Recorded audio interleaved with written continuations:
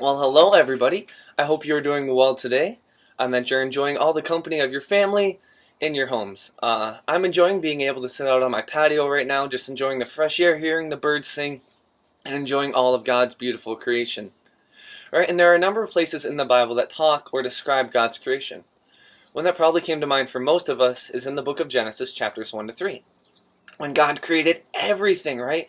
Including humans. That is something we spent a lot of time on in Corndale Kids last year. Creation and all that God has made. Another place that talks about God's creation comes from the book of Psalms, chapter 104. So go ahead and turn there now. If you need to go run and get your Bibles, do that. I'll be right here. And then once you're there, Psalm 104 verse 24, start the video up again. Are you there? Awesome. Now let's look at verse 24.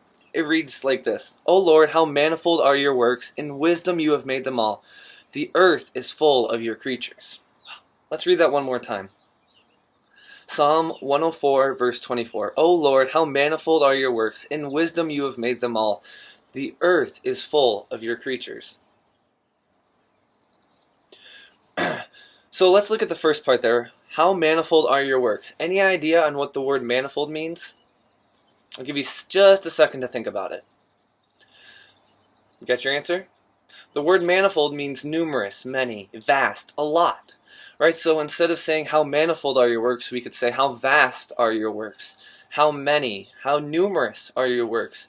Right? The idea here is that we're acknowledging or admitting all that God has made. Right? And He's made quite a bit, hasn't He? Just think about all the different animals we have on the earth.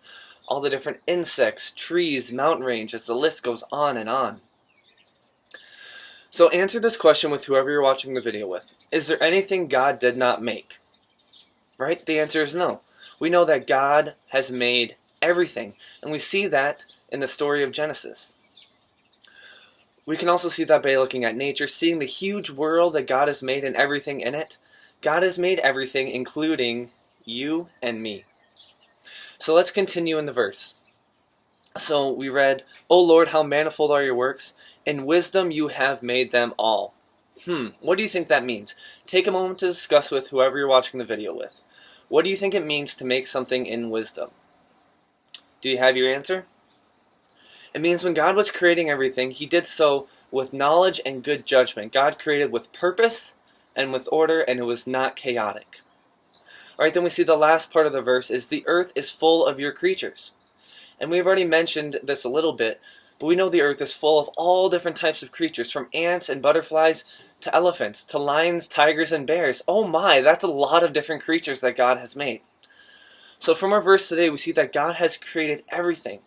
The Lord created in wisdom, and that the earth is full of His creation. Alright, it's just so cool to be able to look out at creation and know that God has created it all.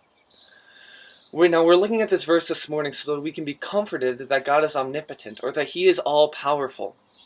Right? If God created the world and everything in it just by speaking, how much more powerful is He than anything that could go on in our lives?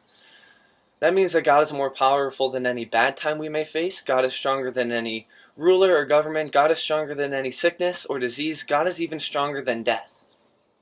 Right? And acknowledging these facts have been so comforting to me during these times that are unknown and maybe a bit worrisome. We can rest well knowing that the Lord who created everything is still in control and will always be in control. Wow, that's really good, right? God is in control. Say that with me. God is in control.